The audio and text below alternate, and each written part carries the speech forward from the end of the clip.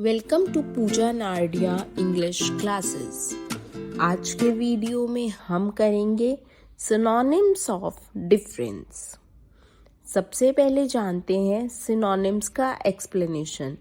Synonyms are words और phrases that have the same और very similar meanings, अर्थात समानार्थी शब्द वे शब्द होते हैं जिनका अर्थ एक जैसा या लगभग एक जैसा होता है।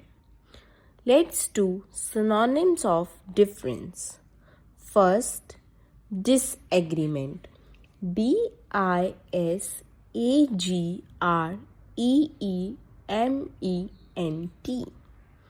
Second, iniquity, INEQUITY। Third, contrast, CONTRAST.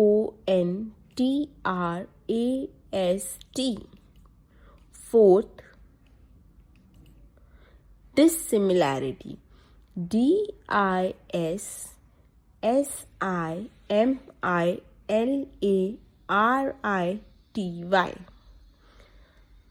Thanks for watching. I hope this video was helpful for you.